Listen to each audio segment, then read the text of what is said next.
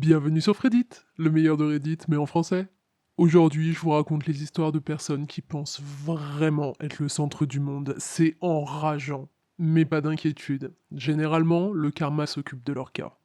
La première histoire a pour titre Une conductrice folle me rentre dedans et prend la fuite. Je suis un homme de 22 ans, et la semaine dernière, j'étais en voiture. J'allais chercher ma petite sœur à l'école. Je viens juste d'avoir cette voiture. C'était un cadeau de mes parents pour célébrer l'obtention de mon diplôme. J'en prends grand soin et j'en suis très fier. Bref, j'étais à une intersection et le feu passe du rouge au vert. J'avance et là, une voiture sort de nulle part sur ma droite. Elle ignore complètement le feu rouge et elle me rentre dedans. En état de choc, je sors de la voiture et la conductrice de l'autre voiture, une femme d'une trentaine d'années, me hurle dessus. Elle me demande en criant Pourquoi est-ce que t'es passé au rouge? Je réponds, mais je suis super nerveux, parce qu'elle a vraiment l'air hors d'elle. Je lui dis donc que mon feu était vert, mais elle me répond Impossible. J'envoyais un SMS, et juste quand je posais mon téléphone, le feu était ouvert. Je tente de lui expliquer que j'avais vraiment un feu vert. Et là, je commence à percuter ce qu'elle vient juste de me dire. Ces deux gosses commencent aussi à me crier dessus, à me dire que leur mère a toujours raison. Un des deux, un garçon d'environ 12-13 ans, sort de la voiture. Il me dit que j'ai tort et que sa mère n'a rien fait de mal. Je suppose que lui aussi était sur son téléphone parce que, encore une fois, j'avais un feu vert et elle un feu rouge. Sa fille aussi me criait que j'avais tort. Je demande alors à la conductrice de remplir un constat, parce que je cherche à calmer le jeu le plus vite possible. Elle retourne vers sa voiture, son fils aussi. Et là, ils montent dedans et ils se font la malle.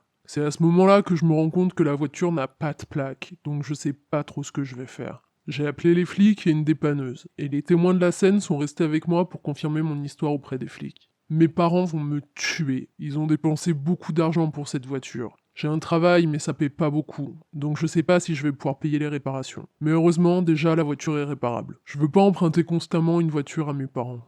Mais je suis super énervé que cette femme ait eu l'audace d'envoyer des messages en conduisant, d'essayer de me faire croire que tout était ma faute, pour finir par s'enfuir sans remplir de constat. Mais je suppose qu'elle n'a probablement pas d'assurance, vu qu'elle avait même pas de plaque. Et on a une update très croustillante d'OP qui nous dit Après que la dépanneuse ait enlevé ma voiture, je suis allé direct au commissariat. J'ai donné la description de la conductrice et de sa voiture. Heureusement, il y avait des caméras à l'intersection. Je les avais pas vues, elles étaient bien cachées. Les flics ont les images, ils savent exactement ce qu'ils cherchent. Ils ont trouvé l'école des enfants, ont envoyé une patrouille et ont très vite identifié la conductrice. Elle a été arrêtée pour mise en danger d'autrui, conduite sans permis, conduite sans assurance et délit de fuite. Apparemment, c'est la troisième fois que cette femme fait ça. Et ça fait 3 ans qu'elle a plus son permis. Je l'attaque en justice pour avoir détruit ma voiture et essayé de me faire porter la responsabilité. Je posterai une update quand j'aurai un verdict à vous donner. Oh mon dieu, il y a vraiment des gens qui se pensent au-dessus des lois, c'est dingue. Et puis je pense que cette femme se rend même pas compte en fait que son attitude est parfaitement criminelle. Vraiment rien à faire quoi. J'espère qu'OP aura gain de cause. Bah, vu toutes les preuves qu'il a, je pense que ça devrait aller. Je vous tiendrai bien sûr au courant si on a une update. L'histoire suivante a pour titre Mes colocs veulent que je devienne leur cuistot personnel. Alors c'est une histoire qui est un peu longue, mais accrochez-vous, la chute est magistrale. Quand j'étais à l'université, j'ai dû supporter 3 horribles colocs pendant 6 mois. On n'était pas en dortoir, juste un appart tout pourri à la déco très années 80. Je suivais des cours et j'avais un job étudiant. J'avais vraiment pas beaucoup d'argent. Le truc, c'est que j'étais le seul parmi les 4 mecs qui habitaient là à avoir des bases en cuisine. Et je vous parle même pas de faire la vaisselle.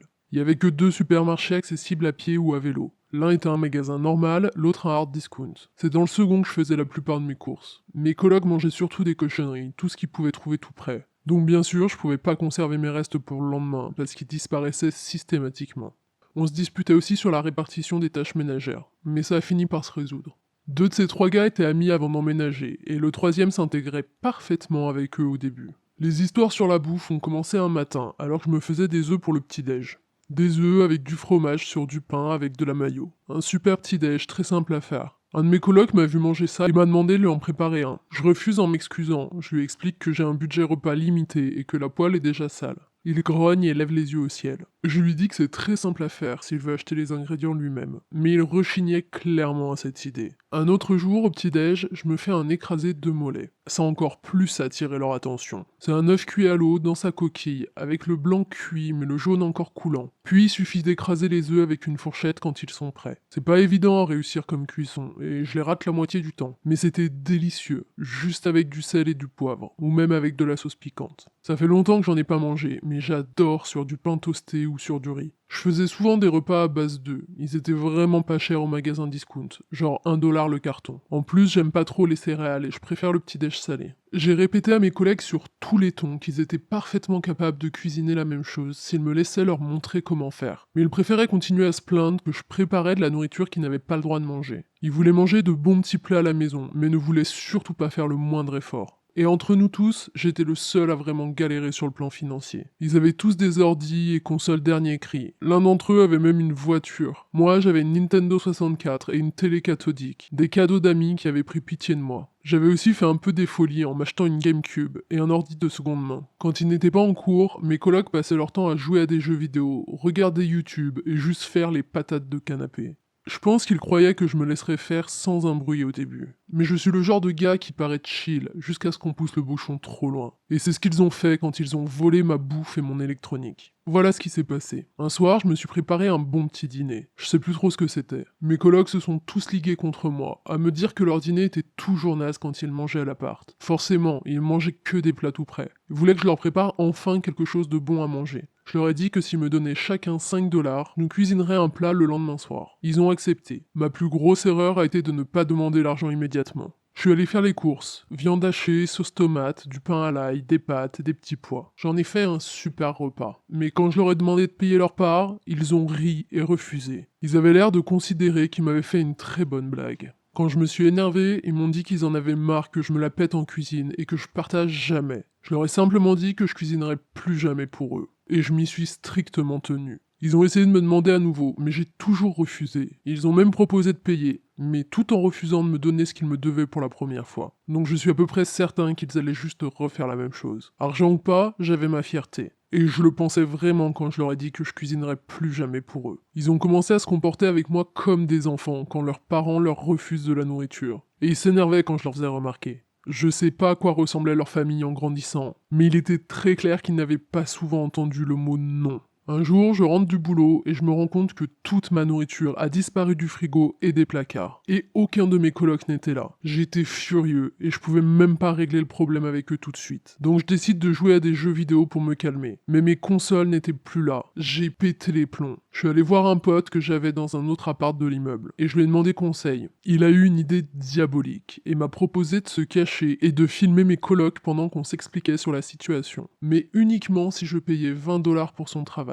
J'avais pas vraiment le choix, j'ai accepté. Quand mes colocs sont enfin rentrés, ils avaient l'air très fiers d'eux, jusqu'à ce qu'ils se rendent compte que toute leur console manquait à l'appel. Ils se sont énervés et m'ont même menacé. Mais je me suis pas laissé impressionner, et je leur ai dit que je leur dirais où étaient leurs affaires que quand j'aurais récupéré les miennes.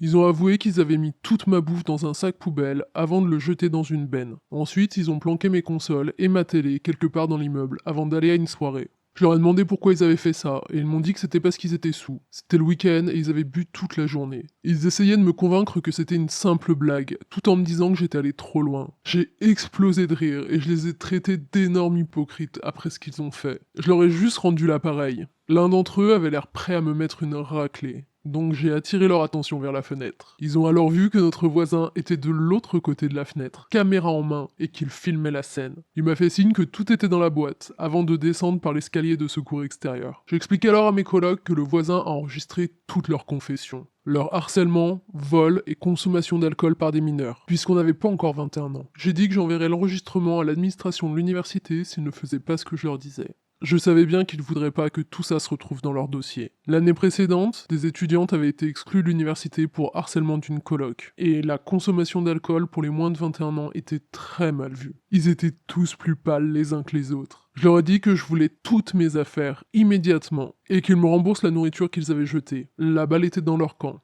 Ils sont sortis de l'appart aussi vite qu'ils pouvaient. Ils sont revenus avec mes consoles et jeux dans un sac poubelle. Ils avaient même récupéré ma bouffe dans la benne à ordures, et s'attendaient à ce que j'accepte de la récupérer. J'ai refusé de toucher la nourriture. Elle avait passé plusieurs heures dans une poubelle, dehors. Je n'accepterais que du liquide. En plus, ils avaient fait tomber ma télé, elle était cassée. Donc je voulais aussi un remplacement. Ils ont bafouillé un moment et ont fini par me demander ce que je voulais exactement. Je leur ai dit une télé qui fonctionne et 60$ en cash de la part de chacun d'entre eux. Ils m'ont demandé pourquoi 60$ exactement. Donc je leur ai fait le détail. 50$ chacun pour la nourriture qu'ils ont jetée, 5$ chacun pour le repas qu'ils ne m'ont jamais payé, et 5$ chacun pour payer le gars qui a dû attendre 2 heures dans le froid qu'il rentre pour les filmer. Ils ont sorti leur portefeuille de mauvaise grâce et ont fini par payer. Après avoir récupéré ce qu'ils me devaient, je leur ai dit où j'avais caché leurs affaires et ils ont arrêté de me déranger. L'un d'entre eux avait un petit écran plat et il me l'a donné pour remplacer ma télé, et on a considéré que la situation était résolue. Mais après ça, ils faisaient leur maximum pour m'éviter. Mais ils ont quand même fini par se retourner les uns contre les autres, et ils n'ont plus jamais apporté d'alcool à l'appart, de peur que je les balance. Ils ont quand même essayé de harceler le voisin qui les avait filmés, mais il leur a simplement dit qu'il enverrait lui-même l'enregistrement à l'université s'ils ne le laissaient pas en paix. Il ne pouvait absolument plus rien contre nous. Quand la fin du bail est arrivée, 2 colocs ont décidé de partir, parce qu'avec le troisième, ils se détestaient maintenant. Ils étaient tous horribles, mais les 2 qui sont partis étaient les pires. Aucune idée de ce qu'ils sont devenus. On avait quelques classes ensemble, mais ils se tenaient à distance. Et le coloc qui est resté s'est amélioré avec le temps. Et il a bien dit au nouveau coloc de pas chercher l'embrouille avec moi. L'un des nouveaux était super sympa, il est devenu mon meilleur ami, et il l'est encore aujourd'hui. Ah, et pour ceux qui se demandent où j'avais caché leurs affaires, dans leur propre valise, qui était rangée dans un placard. Je savais que c'était le dernier endroit où ils chercheraient. Ils étaient tellement saoulés quand ils ont su où c'était planqué. C'était magique. Non mais, il y a vraiment des gens qui pensent que tout leur est dû, c'est dingue. Pourquoi est-ce que P payerait de la bouffe et cuisinerait pour eux? Je comprends même pas comment réfléchissent ces gens. Ceci dit, je pense que OP a mis le doigt sur le souci quand il dit qu'ils pensent qu'ils n'ont jamais entendu le mot non en grandissant. Honnêtement, j'espère vraiment pour ces gars qu'ils ont changé depuis, parce que leur vie doit vraiment pas être facile s'ils continuent de se comporter comme ça avec les gens autour d'eux.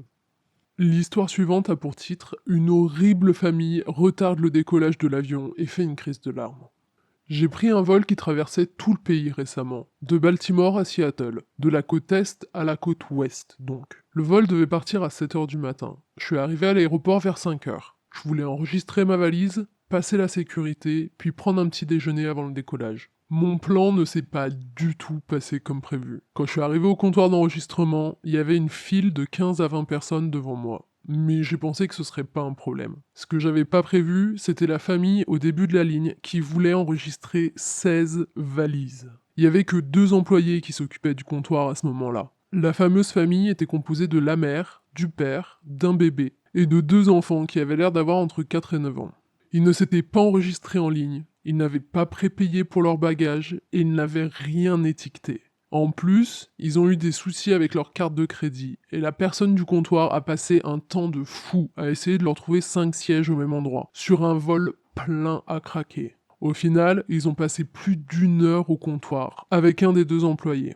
J'ai passé 50 minutes à attendre pour enregistrer ma valise avec l'autre employé. Et pendant ce temps, la mère s'est éloignée du comptoir, en pleurs, parce que, je cite, ses enfants lui foutaient la honte. Croyez-moi, c'est pas à ses enfants que toutes les personnes de la file en voulaient. Quand j'ai enfin pu enregistrer mes affaires, il y avait une file d'environ 50 personnes derrière moi. Et le décollage a dû être décalé pour laisser le temps aux passagers d'enregistrer leurs bagages et de passer la sécurité. Et pour rendre le tout encore plus enrageant, ils n'ont pas pu avoir 5 sièges ensemble, donc la mère et le bébé étaient dans un rang. Le 2e enfant était sur la même rangée, mais de l'autre côté de l'allée centrale. Le 3e enfant était derrière elle, et le père encore derrière. Ils ont ignoré leurs enfants pendant le plus gros du voyage, à part pour leur crier dessus de temps en temps. Ils s'attendaient clairement à ce que les personnes assises à côté de leurs enfants s'en occupent. Et la cerise sur le gâteau, il fallait qu'ils aillent au Texas, en plein milieu du pays, pour récupérer la voiture de madame. Mais c'était moins cher de louer une voiture depuis la côte ouest que la côte est. Donc comme monsieur était militaire, ils ont fait passer leur vol et leurs 16 bagages comme dépenses professionnelles. Et ils ont bloqué un vol entier sur lequel ils n'avaient rien à faire. Tout ça pour économiser quelques centaines de dollars. Alors au tout début, en lisant cette histoire, Personnellement, je me disais que c'était possible que cette famille-là n'avait jamais pris l'avion avant et ne savait pas qu'il fallait s'enregistrer, prépayer les bagages, etc. Et en fait, plus l'histoire avance, plus on se rend compte que c'est pas du tout le cas et qu'ils ont juste rien à faire. Et alors, ce qui m'a fait beaucoup de bien à lire, c'est les nombreux commentaires de militaires aux États-Unis qui disent qu'il y a quand même très peu de chances, vu la situation, que l'armée accepte de payer pour un tel vol alors que leur destination finale c'était le Texas. Donc je sais pas du tout ce qu'il en est personnellement, mais moi j'aime croire qu'au final ils vont se retrouver à devoir tout payer eux-mêmes. C'est tout pour aujourd'hui, j'espère que ces histoires vous ont plu. Si c'est le cas, n'oubliez pas de liker la vidéo et dites-moi en commentaire quelle histoire a été votre préférée. À bientôt sur Reddit.